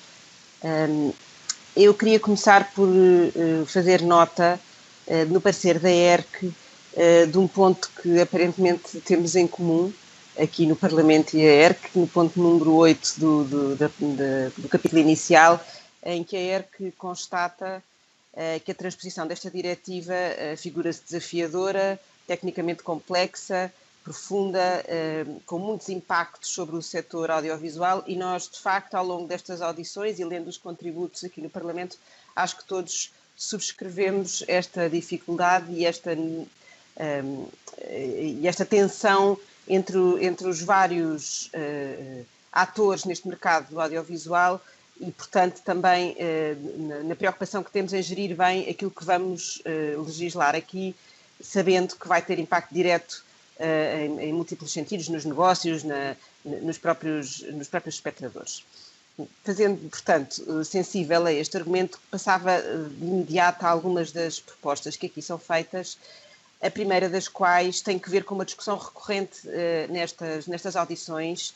Tem sido constante esta apreciação se o governo português deveria ou não ter optado por uma transposição mais minimalista ou mais maximalista, e sendo também comum entre todos que a opção foi de facto por uma transposição minimalista, e portanto nesse sentido entendemos relevante e pertinente esta sugestão que a ERC faz de acrescentar um artigo 13º que, no fundo, precavê a possibilidade de, daqui a um ano, vir a rever o que é que são as consequências desta PPL e, portanto, na altura desta lei, para que se possa corrigir aquilo que eventualmente, ou melhorar aquilo que eventualmente venha a ser alterado, até porque há outras diretivas que serão transpostas e que também poderão ter interseção com este contexto. E, portanto, acolheremos seguramente esta proposta. Depois tenho aqui algumas questões quanto aos poderes da ERC e à alteração de competências, que aliás é bastante explicada no quadro final, nas tabelas finais do parecer da ERC, mas eu confesso que fiquei aqui com uma dúvida, porque muitas das vezes que temos tido esta discussão aqui na Comissão, aquilo que parece ser o entendimento é que a ERC poderá ter dificuldades de enforcement, de aplicação de algumas das novas competências que lhe são atribuídas, e a título de exemplo, aquilo que tem a ver, por exemplo, com as taxas de operadores com jurisdição não nacional, mas eu lendo o parecer da ERC parece-me que a questão não tem tanto a ver com o enforcement, até porque estão previstas várias formas de articulação com outros reguladores europeus, tem mais a ver com meios da própria ERC. E, portanto, gostava de perceber exatamente qual é que é aqui o ponto crítico. Ou se são ambos, ou se é uma questão legislativa que nós possamos resolver aqui, ou se é uma questão de meios que extravasa aquilo que são as competências da Assembleia da República e, certamente, as competências desta transposição. Depois gostava de perceber melhor um ponto que também me pareceu bastante sensível, que tem a ver com uma possível inconstitucionalidade para a qual a ERC nos alerta. E essa inconstitucionalidade tem que ver com uma opção, e o Sr. Deputado José Magalhães também já tocou nesse assunto logo desde o início, tem que ver com uma opção do Governo de remeter para orientações da Comissão, que entretanto já foram publicadas, é certo, mas remeter para orientações da Comissão uma série de conceitos que, segundo aquilo que a ERC diz, se tornam de interpretação não vinculativa, não é uma interpretação de definição para um ato não normativo da Comissão, um ato esse que reconhecidamente não é vinculativo. E dão alguns exemplos de alguns conceitos que caem nesta categoria, como, por exemplo, as baixas audiências, o baixo volume de negócios, e eu não sei até que ponto um outro conceito que também tem sido aqui muito trazido a esta Comissão, que é o conceito de proveitos relevantes. Por exemplo, a Apritel e o ICA também entendem que há aqui um problema neste conceito jurídico, se assim quisermos colocar, e que, portanto, mereceria também uma outra apreciação.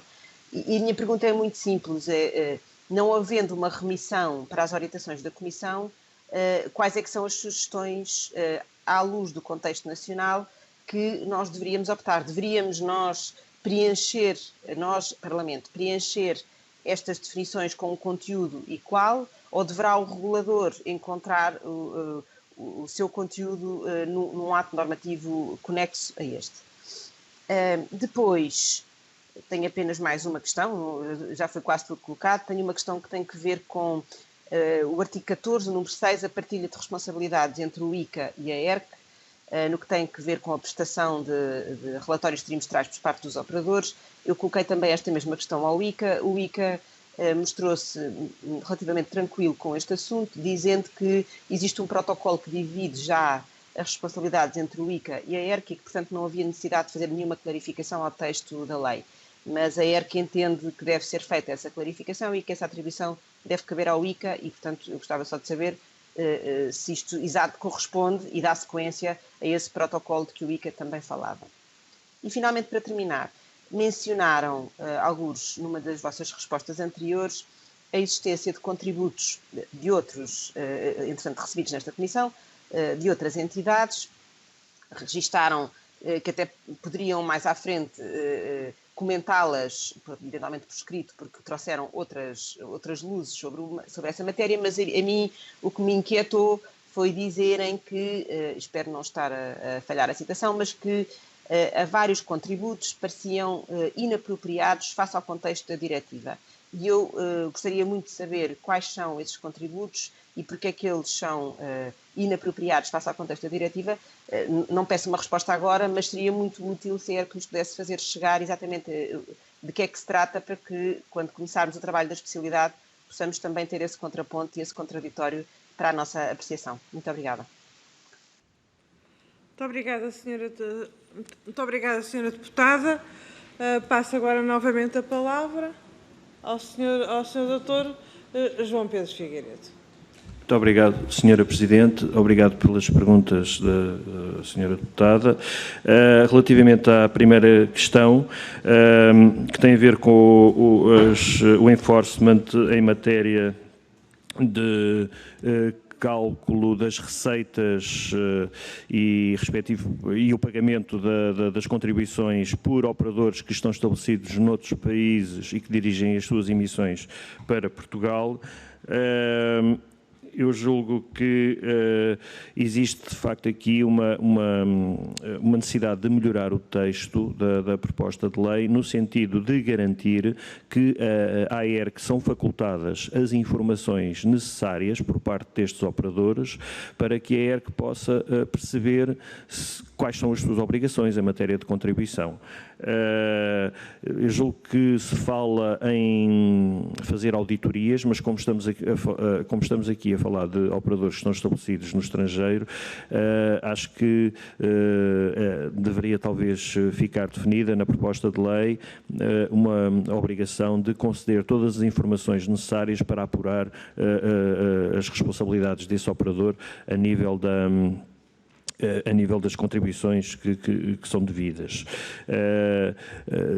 Ou poder-se eventualmente pensar também na necessidade de estes operadores, muito embora estejam estabelecidos noutro Estado-membro da União Europeia e estejam sob outra jurisdição, deverem efetuar uma espécie de registro em Portugal para que terem alguém que pudesse responder em Portugal pela atividade desse operador, para facilitar também a aplicação desta regra. Relativamente à questão da eventual inconstitucionalidade e não havendo remissão para as orientações da Comissão, que opções tomar, parece-me a resposta clara, é incorporar na própria lei os critérios que são necessários, tendo em conta, se assim se entender, as orientações da Comissão que já existem neste momento e que não existiam no momento em que a proposta de lei foi feita. Relativamente à articulação com o ICA, eu julgo que não trará problemas de maior esta lei. Quanto à questão dos contributos inapropriados, eu terei todo o gosto de fazer chegar aos senhores deputados aqueles que nos parecem mais inapropriados. Eu posso apenas referir aqui se quiserem, a título de exemplo e para não estar também a ocupar muito tempo. Pareceu-me especialmente desadequado. Isto é um trabalho que ainda não está sistematizado em termos internos. Eu estou a dar a minha opinião pessoal, portanto aqui reservo-me essa.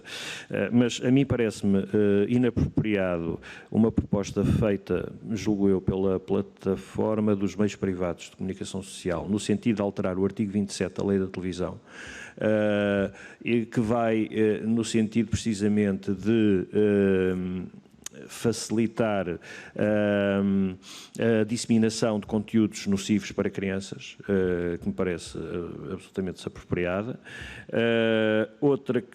A proposta de alteração que me parece absolutamente desapropriada tem a ver com uma proposta que é feita por um operador de distribuição, por exemplo, no sentido de se eliminar do artigo 25 da Lei da Televisão a possibilidade de os consumidores poderem rescindir os contratos que têm com os distribuidores quando são alteradas as ofertas dos distribuidores.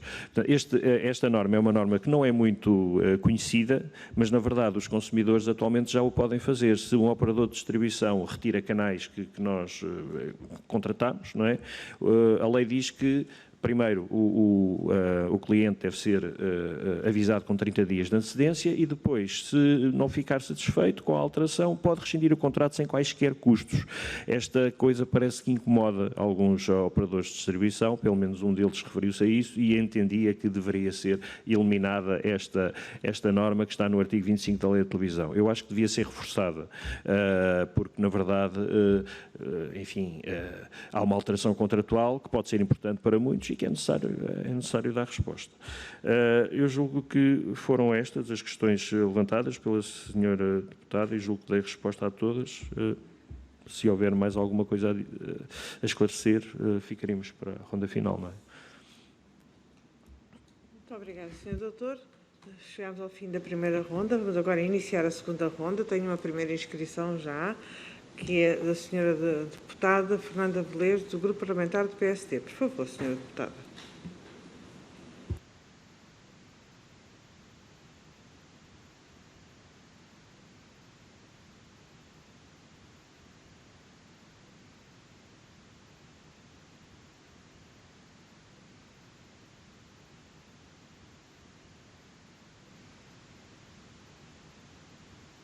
Desculpa, não estava a funcionar. Obrigada, Sra. Presidente. Cumprimento-a novamente, bem como as senhoras e os senhores deputados e a senhora e os senhores representantes da ERC. Agradecendo a forma clara e consistente com que responderá às nossas questões, gostaríamos agora de ter a vossa opinião sobre matérias e questões levantadas por entidades que aqui foram ouvidas na Comissão e que se situam na esfera jurídica das vossas competências e atribuições. Retomando a questão já aqui colocada hoje, e segundo a plataforma de média privados, o ponto número 2 do artigo 69, F, resolução de litígios, deverá o mesmo ser suprimido. A suspensão desta norma é justificada pela eventual inconstitucionalidade da mesma, pois subordina o funcionamento dos tribunais arbitrais, designadamente a nomeação de árbitros, regulamentos do tribunal, à aprovação de uma autoridade administrativa, neste caso a ERC. Concordam com esta eliminação? De acordo com o parecer que recebemos da Associação para a Promoção e Desenvolvimento da Sociedade de Informação, a proposta de lei determina que os operadores de serviços audiovisuais a pedido, os operadores de televisão e os fornecedores de plataformas de partilha de vídeos informam a entidade reguladora para a comunicação social dos factos que sejam relevantes para a determinação da jurisdição. É entendimento desta associação que esta disposição se aplica somente aos serviços que estejam sob jurisdição do Estado português nos termos dos critérios previstos na diretiva. Contudo, uma interpretação ampla do preceito citado poderá levar a que serviços que se encontrem estabelecidos fora de Portugal, num outro Estado-membro ou num país terceiro, fiquem sujeitos a este dever de notificação.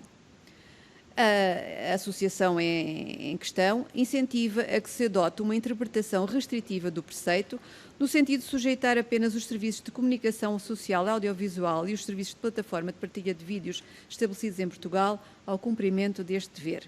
Refere ainda esta associação que, se por um lado a ERC deve disponibilizar listas atualizadas dos serviços que se encontrem sob jurisdição do Estado português, por outro, seria impraticável que preservasse listas de serviços estabelecidos em cada um dos restantes Estados-membros. Esta associação dá igualmente nota que, de acordo com o texto atual da proposta de lei e dada a confusa superposição entre as noções de programa e de vídeo gerado pelos utilizadores, criadores individuais, tais como os youtubers, podem cair no âmbito da definição de serviços audiovisuais a pedido, com a consequência de que estariam sujeitos à obrigação de notificar a ERC e ao cumprimento de outras regras da diretiva aplicáveis a estes serviços. A atual falta de clareza pode gerar deveres excessivos para criadores individuais de conteúdos e, ao mesmo tempo, um encargo significativo para a ERC. Finalmente, a Confederação Portuguesa dos Meios de Comunicação Social refere que um dos principais objetivos da transposição desta diretiva deveria ser atualizar e modernizar a regulação audiovisual mais de acordo com a nova era digital, caracterizada pela rápida evolução tecnológica, o surgimento de novos modelos de negócio e as mudanças do consumo de produtos audiovisuais, assim como a integração com outras diretivas da União Europeia. Na transposição desta diretiva, poder-se-ia e dever-se-ia flexibilizar ainda mais o quadro regulador atual, pelo que agradecíamos a vossa posição sobre este e outros considerandos, entretanto, enunciados. Muito obrigada. Muito obrigada, Sra. Deputada. Sra. Deputada Beatriz Gomes Dias, eu lembro que o timing para esta ronda são 3 minutos por cada grupo parlamentar.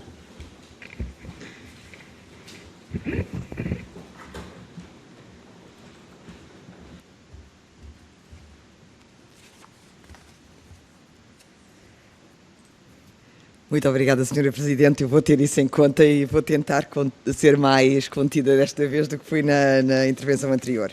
Mas o assunto é bastante apaixonante e, à medida que nós vamos fazer destas audições, vamos percebendo e entrando melhor no tema e às vezes a reflexão torna-se entusiástica e por isso eu vou fazer as perguntas de uma forma muito sucinta. Tenho dois temas que eu acho que... E uma terceira que ainda não ficou... Ainda gostava de fazer mais perguntas. Tem a ver com a literacia mediática. No vosso parecer, relativamente ao artigo 93, pedem ou sugerem que seria necessário clarificar e densificar as competências de atuação e os meios a dispor para esse objetivo. E depois também, peço desculpa, pedem para clarificar quais é que são clarificar e densificar as competências de atuação e também a quem cabe a promoção efetiva de iniciativas de literacia mediática. E aqui a pergunta que eu quero fazer é quais é que seriam as competências que seriam atribuídas à ERC para alcançar este objetivo. Ou seja, o que é que nós deveríamos introduzir neste projeto de lei, de modo a que ficasse evidente como é que se alcança esta amplificação da literacia mediática que é tão necessária. E depois outro aspecto também que apresentam, que tem a ver aqui na última parte, no terceiro grupo, sobre as questões suscitadas pela necessidade de atualização da LTSAP, tem a ver com o combate efetivo à desinformação. Portanto, dizem que a diretiva não se refere às questões da desinformação, que deixam um vazio relativo a este objetivo, que já está a ser amplamente discutido na ERGA e por alguns Estados-membros, e que poderia-se aproveitar esta oportunidade para superar esta lacuna, estabelecendo previsões específicas na legislação que agora estamos a transpor. E aqui também gostava de saber se têm propostas nas discussões internas que têm feito, se têm propostas sobre este assunto concreto que nos pudessem disponibilizar para podermos pensar sobre a desinformação, que também eu acho que é um assunto que articula com a prevenção do discurso de ódio e também com aqui no caso a desinformação e o impacto que tem nos períodos eleitorais, e nós vimos como é que contribuiu noutros países, e também nós temos que avançar a discussão e tentar prever problemas que possam ocorrer no futuro. E se bem que isto já é bastante presente, não é só no futuro que se vai colocar, já está bastante colocado a forma como, em alguns meios de comunicação, as notícias são divulgadas e muitas delas, como é que as falsas notícias são colocadas. E, portanto, se tiverem propostas relativamente a esta matéria, agradecia. Muito obrigada. Muito obrigada, Sra. Deputada. Temos agora a Sra. Deputada Diana Ferreira. Por favor, Sra. Deputada. Muito obrigada, Presidente. Só, no conjunto das anotações que eu tinha aqui, relativamente àquela pergunta que o Dr. João Pedro Figueiredo disse não ter respondido a primeira pergunta que eu coloquei, que tinha exatamente a ver com a questão dos meios da ERC para responder ao conjunto de novas competências e responsabilidades que lhes possam estar atribuídas nas alterações legislativas de que estamos a falar nesta mesma PPL, ou seja, tendo sido identificada até na intervenção inicial feita constrangimentos que existem de valores em dívida à ERC, era também perceber essas dificuldades, no fundo que aprofundassem um pouco essas mesmas preocupações que possam ter. Se falamos de questões naturalmente de meios financeiros, se falamos também de meios humanos, de trabalhadores e de profissionais, em que seja necessário reforçar o quadro da ERC no sentido de dar também seguimento ao conjunto das novas competências e das novas responsabilidades que a ERC possa assumir no âmbito desta mesma proposta de lei. Muito obrigada. Muito obrigada, Sra. Deputada. Não tenho mais inscrições para esta ronda. Portanto, agora vou passar a palavra à ERC. Primeiro, uns minutos, não, já está combinado, Sr. Uns minutos para o Sr. Dr. João Pedro Figueiredo responder às questões que lhe colocaram, e agradecíamos que fosse... Sr. Nós temos 10 minutos. O Sr. tem 3 minutos, o Dr. também 3 minutos, e depois os restantes 6... Os restantes 4 serão... Muito bem. Sr. João Pedro Figueiredo, por favor. Muito obrigado, Sra. Presidente. Eu vou tentar responder algumas das perguntas. Devo dizer que algumas das primeiras perguntas que nos foram endereçadas envolvem, digamos, uma tomada de posição por parte da ERC, que eu não posso assumir aqui e que deveria ser, portanto, deliberada em Conselho Regulador. A questão da eliminação do envolvimento da ERC nos tribunais arbitrais, a questão do dever de notificação por parte de entidades que estão estabelecidas fora de Portugal e as questões relacionadas com a eventual confusão entre programa e vídeos gerados pelo utilizador, por exemplo, são questões que ainda não foram devidamente avaliadas internamente e que eu não posso neste momento dar resposta, embora, enfim, deva manifestar toda a disponibilidade para vos fazer chegar uma resposta que, portanto, depois de analisadas as questões internamente. Há ainda uma questão relacionada com se a ERC entende que esta proposta de lei deveria ser integrada com a transposição de outros atos normativos da União Europeia. Eu julgo que são processos completamente distintos.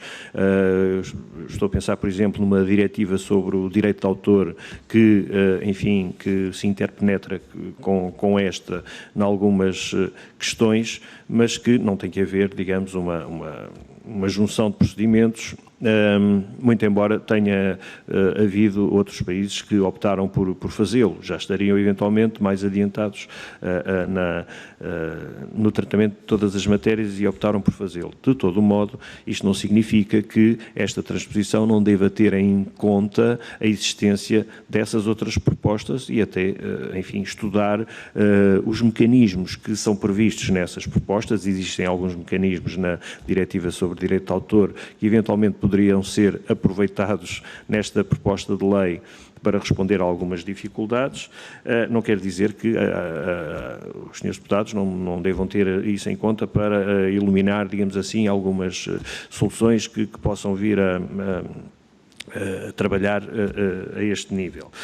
Relativamente às questões relacionadas com a matéria da literacia mediática, a ERC já vem desenvolvendo um trabalho nesta matéria junto das escolas, por exemplo, participando também em grupos de trabalho que têm como objetivo promover a literacia mediática e, eventualmente, portanto, eventualmente não, isto eventualmente era à inglesa, e agora com esta diretiva vai ser obrigada, digamos, a monitorizar toda a atividade em termos de literacia mediática, incluindo aquela que esta proposta de lei também reserva ao serviço público,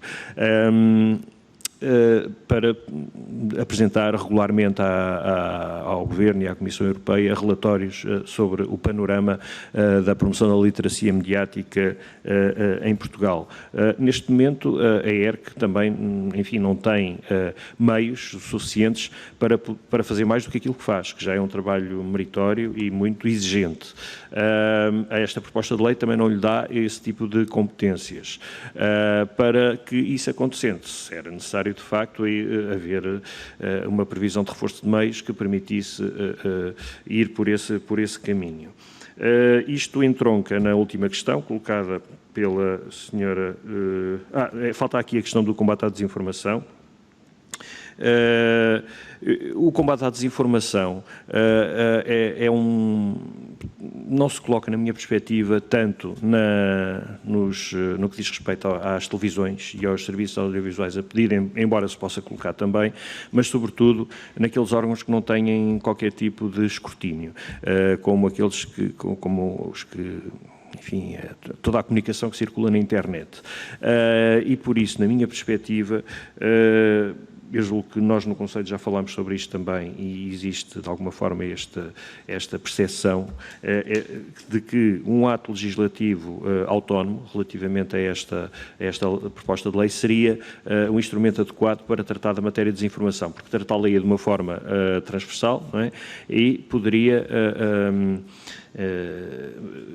portanto, tentar endereçar esta questão de uma maneira mais efetiva. Eu lembro também que, a nível europeu, está a ser discutido um pacote legislativo que vai promover alterações à lei do comércio eletrónico português e que envolverá, com certeza, a atribuição de mais responsabilidades aos plataformistas para lidar com a matéria da desinformação, eventualmente integrando-se neste processo de revisão da legislação europeia. Os senhores deputados poderiam, talvez, inspirar-se para criar um novo modelo de regulação da desinformação. Relativamente aos meios, eu deixaria a palavra ao Sr. Presidente da ERC, que já começou por endereçar estas questões. Na verdade, os nossos meios parecem insuficientes nesta altura para este acréscimo de competências, por um lado, tanto mais que já estamos, digamos, limitados a nível do financiamento por não nos serem, enfim, entregues as quantias que são devidas. Eu gostaria só de terminar, antes de passar a palavra, para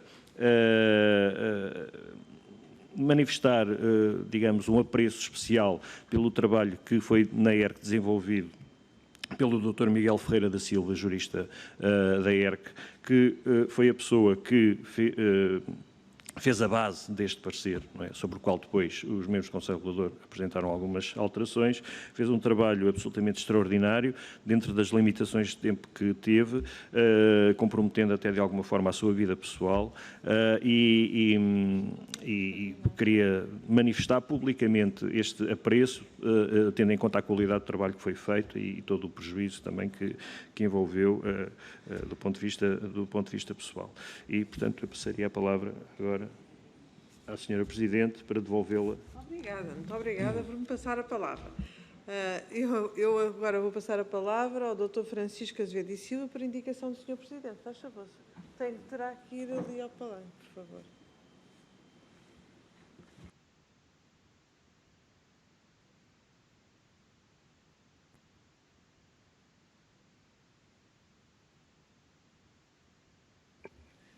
Muito obrigado, Sra. Presidente. Aproveito para cumprimentar todas as senhoras e senhores deputados. Farei aqui só uma intervenção muito rápida para passar a palavra ao Sr. Presidente, por causa do Sr. Presidente ainda quer intervir.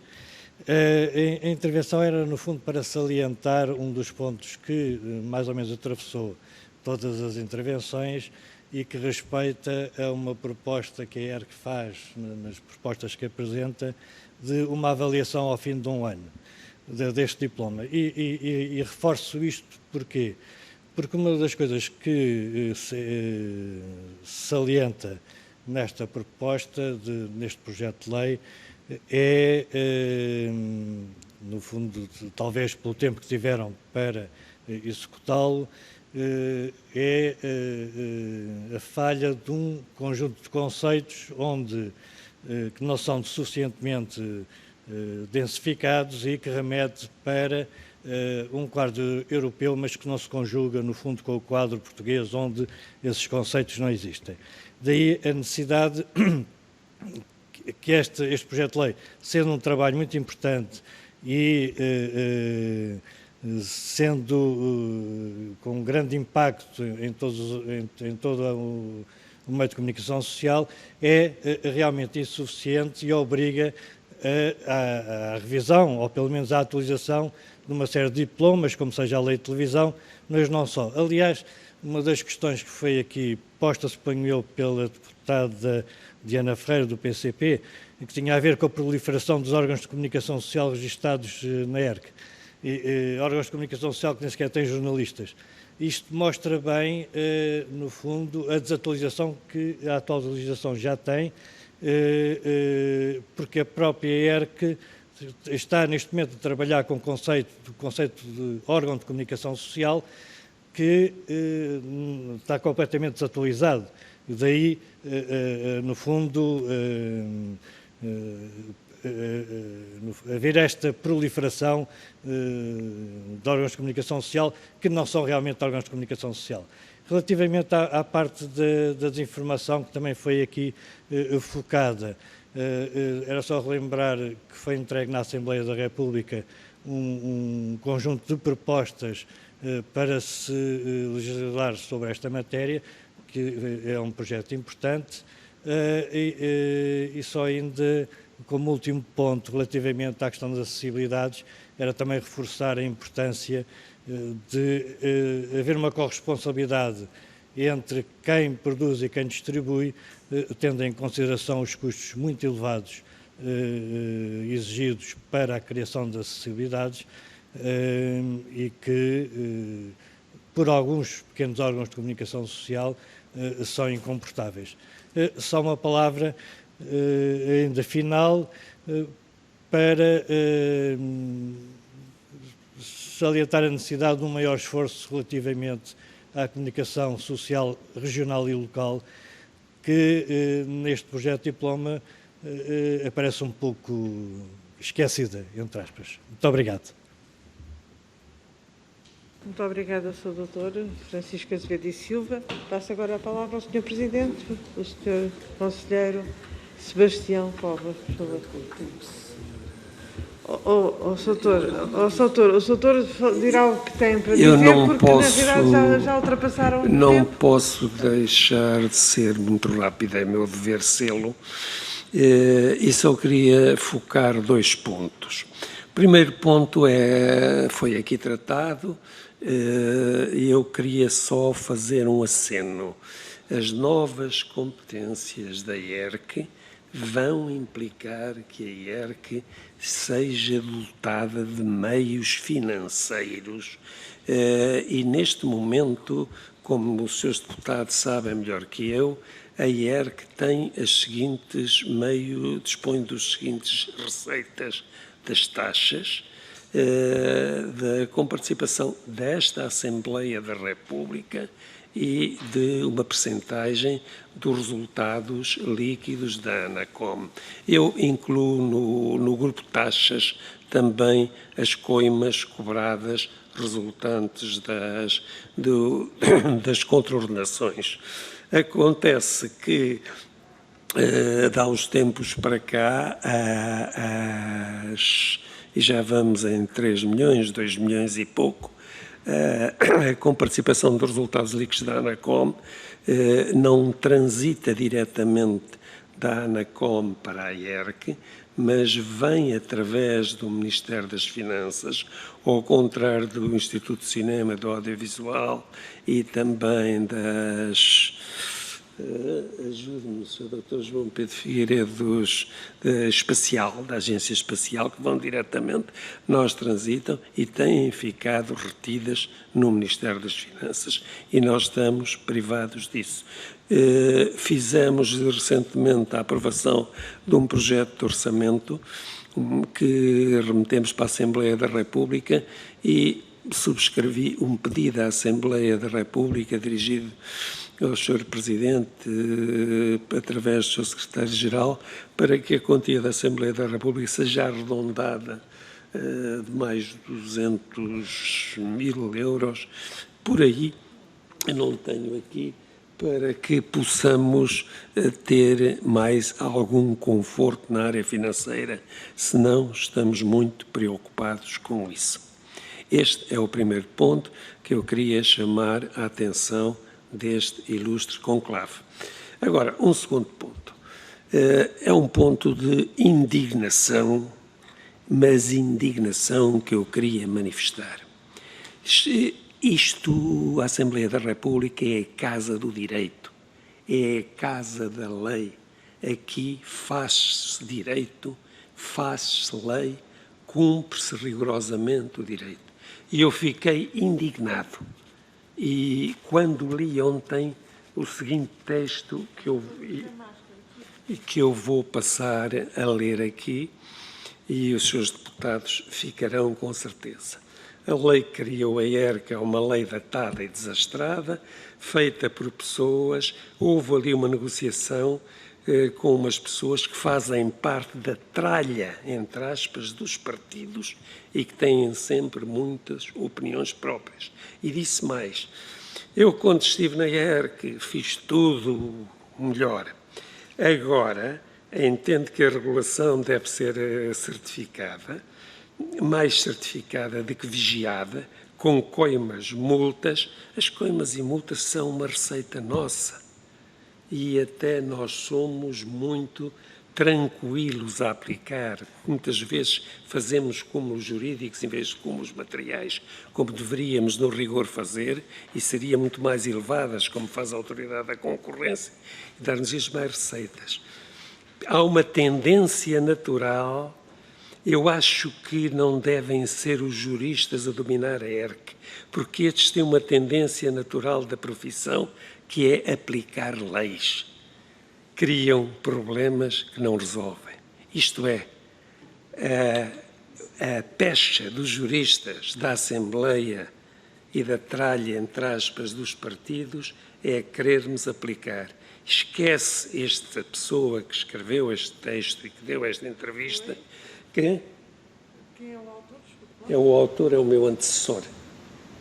O meu antecessor na presidência da ERC, que esquece que nós vivemos num Estado de Direito e quem tem, ouvi sempre dizer ao longo da minha profissão, quem tem medo e terror da polícia e dos tribunais é porque as fez ou está para fazer. Isto é porque incumpriu ou tenciona incumprir a lei. Não quero mais nada. Muito obrigado a todos. Pode-se desligar, por favor. Bom. Chegamos ao fim desta audição e ao fim também do conjunto de audições que decidimos fazer numa primeira fase. Não quer dizer que não se venham a realizar outras audições, que poderá acontecer.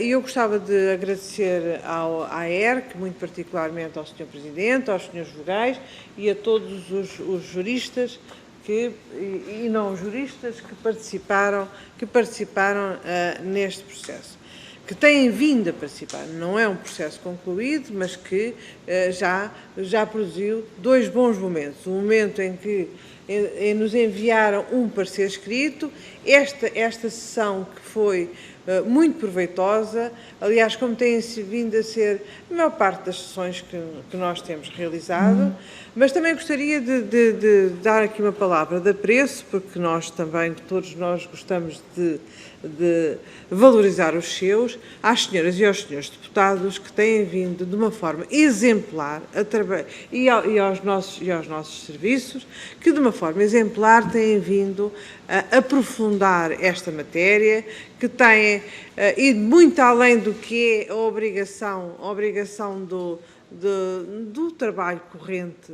dos deputados e dos serviços e que se tem traduzido num aprofundar e num enriquecimento sistemático das questões que colocam e das ideias e das provocações através de ideias que têm vindo a colar. Eu tenho muito a honra em presidir uma comissão com pessoas como esta.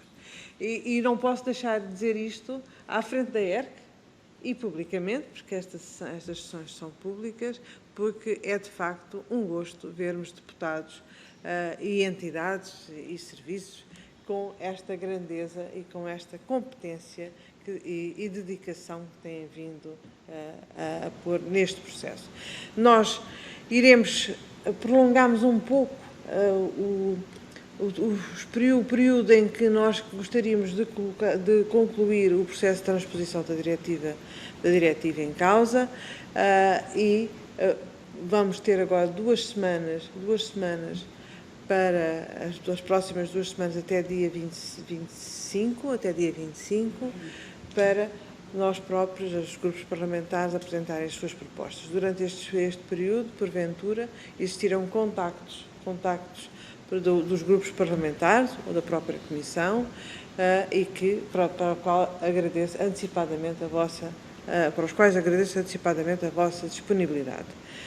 E não quero, enfim, sem prejuízo de, eventualmente, depois desse período, até virmos a fazer alguma audição adicional ou solicitar algum parecer escrito.